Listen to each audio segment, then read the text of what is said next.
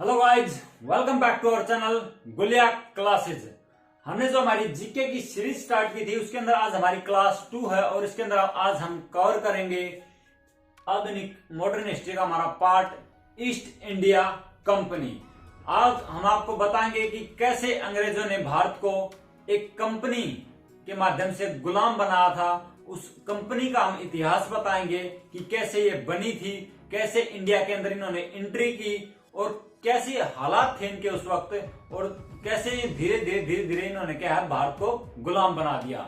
और at last हमने जो आपके लिए क्या कर दिया है, ये जो कुछ points exam point of view से इंपॉर्टेंट है उनको नोट डाउन कर दिया बोर्ड पे, और आप चाहें तो इनका जो है स्क्रीनशॉट भी ले सकते हैं, अपने नोट्स बना सकते हैं। और क्लास के अंत में हम जो है इमेजिनेशन ट्रिक के साथ जो है इन जो इंपॉर्टेंट पॉइंट्स है इनको हम याद करवाएंगे। तो लास्ट तक हमारी वीडियो के साथ बने रहिएगा। तो आइए स्टार्ट करते हैं। आज का हमारा टॉपिक है ईस्ट इंडिया कंपनी। ये जो है 1600 ईस्वी के अंदर जो है ये British east India company Bharat के अंदर आई थी। इसकी स्थापना 1599 के अंदर लंदन के अंदर की गई थी, एक निजी कंपनी के रूप में। जैसे यहाँ पर प्राइवेट लिमिटेड कंपनियां हैं हमारे देश के अंदर, ऐसे एक छोटी सी कंपनी बनाई थी वहां पर। और ये धीरे धीरे कैसे जो भारत के ऊपर कब्जा कर लिया इसने, तो हम इसको पढ़ेंगे। यह एक बिल्कुल एक निजी कंपनी थी और यह जो है 1600 ईस्वी में यह कंपनी भारत आई थी। हर कोई व्यापार करना चाह रहा था भारत के साथ, तो इंग्लैंड भी इससे अछूता नहीं था। तो इंग्लैंड ने क्या किया, इंग्लैंड के राजा थे उस वक्त जेम्स प्रथम, तो उन्होंने अपना एक राजदूत भारत के जो मुगल दरबार के अंदर, क्योंकि मुगलों का जो है भारत के ऊपर उस वक्त साम्राज्य शासन हुआ करता था, तो मुगल दरबार के अंदर भेजा। किस लिए कि अपना एक संदेशा लेकर कि जो वे इंग्लैंड के साथ व्यापारिक संबंध स्थापित करें जो मुगल। तो उन्होंने किसको भेजा था, प्रथम राजदूत भेजा था अपना विलियम हॉकिंस, जो हेक्टर नामक जहाज से 1608 में भारत पहुंचा।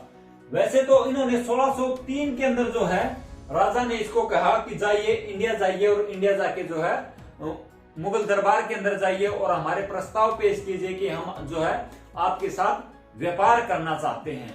लेकिन ये 5 साल के बाद क्यों पहुंचा, आपको इस चीज से अंदाजा लगेगा कि उस वक्त भारतीय राजाओं की स्थिति और अंग्रेजों की स्थिति हमारी तुलना में कैसी थी। ये 5 साल ये व्यक्ति क्या करता रहा, जो इंग्लैंड के राजा ने इसको एक राजदूत के रूप में विलियम हॉकिंस को भेजा। 5 साल तक ये भारतीय भाषाएं जो मुगल यानी अलग अलग विभिन्न जो भारतीय भाषाएं थी उनको सीखता रहा।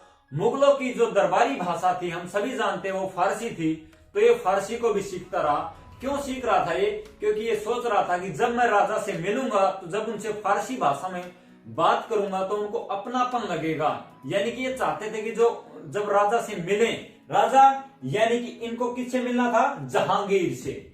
जहांगीर से मिले तो ये क्या करे, उससे फारसी भाषा में बात करे ताकि वो खुश हो, यानी मुकम्बो को खुश करना चाह रहे थे। अंग्रेजों के हालात इस वक्त आप देखिए कि वो भारतीय राजाओं से बात करने तक की हिम्मत नहीं जुटा पा रहे थे ये कंपनी। और ये भारत के ऊपर कैसे राज कर गई, कैसे इसने फूट डाल के पूरे हमारे देश को जो हमारी सभ्यता का विनाश किया इसने। तो हम देखेंगे कि इनकी इतनी हिम्मत नहीं हो पा रही थी कि 5 साल तक तो ये हमसे बातचीत करने की हिम्मत नहीं जुटा पाए, भाषाएं सीखते रहे। और जब तब जाके जो है ये मुगल दरबार के अंदर 1608 के अंदर जो प्रथम राजदूत भेजा जेम्स प्रथम ने, जो कि ब्रिटेन के उस वक्त राजा थे, तो 1608 के अंदर जैसे ही ये पहुंचा तो इसने फारसी भाषा में बात की। और फारसी भाषा सुनकर जैसा कि उसने साइकोलॉजिकल प्रिपरेशन की थी, जहांगीर जो उस वक्त मुगल साम्राज्य के जो है राजा थे, तो वो बड़े खुश हुए और उन्होंने क्या किया, उनको व्यापार की अनुमति तो दी ही, साथ ही जो है विलियम हॉकिंस को इंग्लिश खान की उपाधि भी दे डाली कि तुम हो खान साहब, आपसे इंग्लिश खान।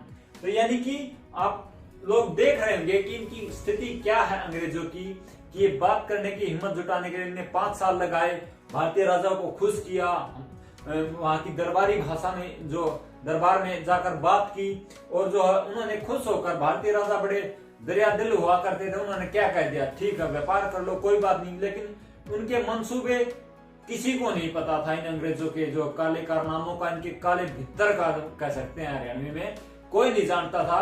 तो इनको जो है उस वक्त व्यापार की अनुमति दे दी गई कि आप जो अपना व्यापार कर लीजिए, और इनको इंग्लिश खान की उपाधि दी। तो आगे हम जो है कुछ पॉइंट्स और लिख करेंगे, और उसके बाद जो मैं आपको सभी पॉइंट्स जो इसके अंदर इंपॉर्टेंट है उनको बिल्कुल ट्रिक से आपको याद करवा दूंगा। कुछ पॉइंट्स और हम इस जो है कंपनी के बारे में पढ़ेंगे।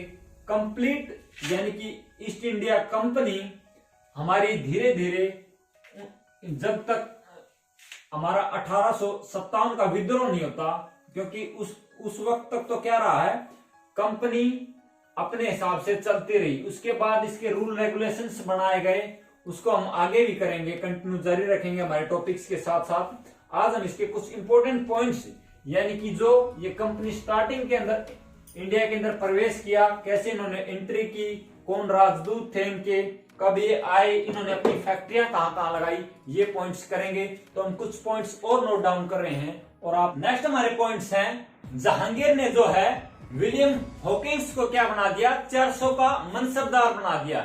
मनसबदार कैसा होता है, एक उपाधि के तौर पे दी जाती थी जो है मुगल साम्राज्य के अंदर।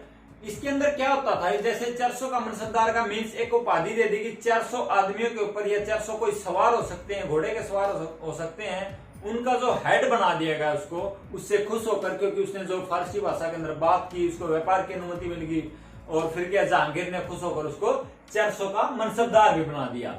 उसके बाद क्या है, 1613 के अंदर जो अंग्रेजों ने अपनी पहली फैक्ट्री या फिर कारखाना कह सकते हैं, वो उन्होंने सूरत के अंदर जो है स्थापित किया। नेक्स्ट हमारा पॉइंट है, 1615 के अंदर एक और ब्रिटिश राजदूत भारत के जो है जहांगीर से मिलने के लिए या फिर उनके दरबार के अंदर आए, उनका नाम था थॉमस रो।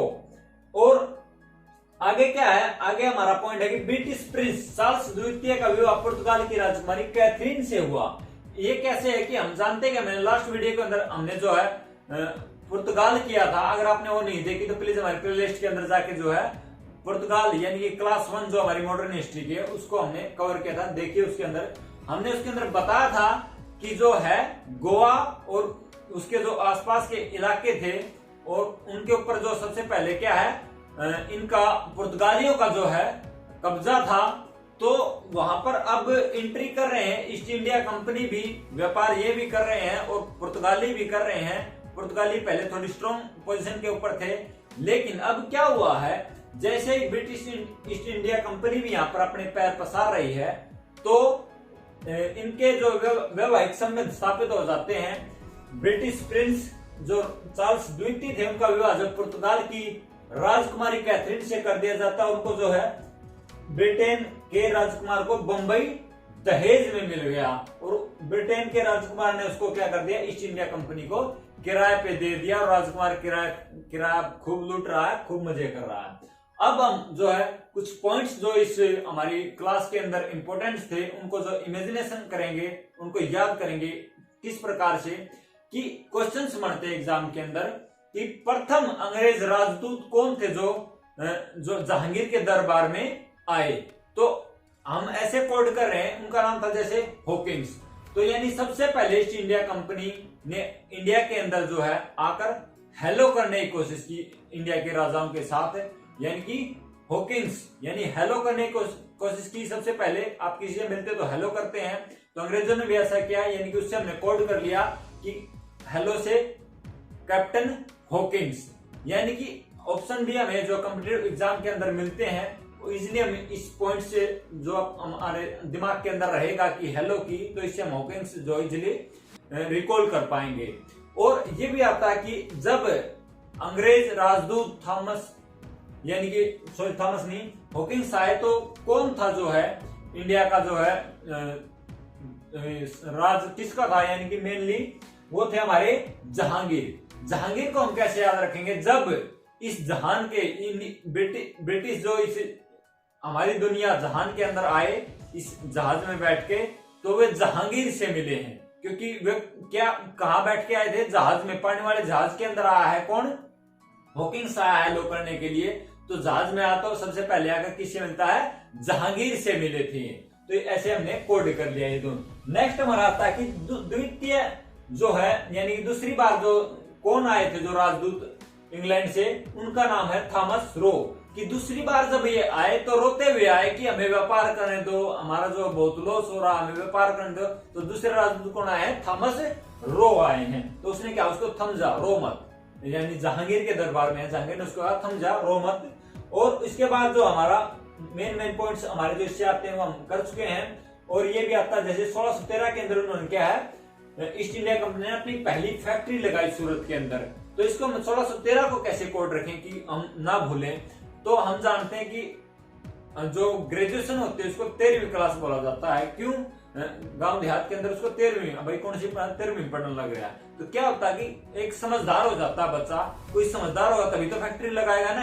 यानी कि ईस्ट इंडिया कंपनी भी समझदार होगी। जब 1613 आ गया था, 13वीं कर रहे थे जब वो 1600 तो हमें पता है 1600 के अंदर एंट्री की उन्होंने, तो 13 साल के बाद यानी कि ग्रेजुएशन से दिमाग में रखना है कि जब तभी तो फैक्ट्री लगाए, थोड़े समझदार हो जाएंगे। तो यानी 1613 के अंदर क्या है, इन्होंने अपनी पहली फैक्ट्री कहाँ लगाई? सूरत में लगाई। फैक्ट्री लगाने के बाद सूरत बदल जाती है अंग्रेजों की, तो उसी के बाद जो है वो कब्जा करना स्टार्ट करते हैं, यानी सूरत के अंदर उन्होंने लगाई। कुछ और पॉइंट्स इसके अंदर आते हैं, जैसे 1608 के अंदर जैसे ही विलियम हॉकिंस जो आए थे, उन्होंने अपनी एक कह सकते हैं व्यापारिक कोठी। इसका मीन ये होता है कि जैसे कोई फैक्ट्री वगैरह नहीं लगा, इन्होंने एक दुकान की तरह अपना वहां से सामान लाकर वहां पर रख लिया था वो। यानी कि इन्होंने 1660 के अंदर व्यापारी कोठी सूरत के अंदर बनाई। और फिर जो 1611 के अंदर इन्होंने जो है मसूलीपट्टनम के अंदर जो है पट्टनम के अंदर इन्होंने जो है एक और व्यापारिक कोठी बनाई। और 1613 के अंदर उन्होंने अपना कारखाना स्थापित कर लिया। जो मेनली क्वेश्चन बनता है, तो इनको तीनों को अगर याद करना तो हम कैसे कर लेंगे? SMS से, S से सूरत, N से मसूलीपट्टनम और फिर S से सूरत। आई होप आप जो इनको इन इमेजिनेशन से, इन ट्रिक से इजिली याद कर पाएंगे। और अगर आपको हमारी जो वीडियोस पसंद आ रही तो प्लीज हमारे चैनल को सब्सक्राइब कीजिए, अपने दोस्तों से भी सब्सक्राइब करवाइए, वीडियोस को लाइक कीजिए, शेयर कीजिए। Thank you. जय हिंद, जय भारत।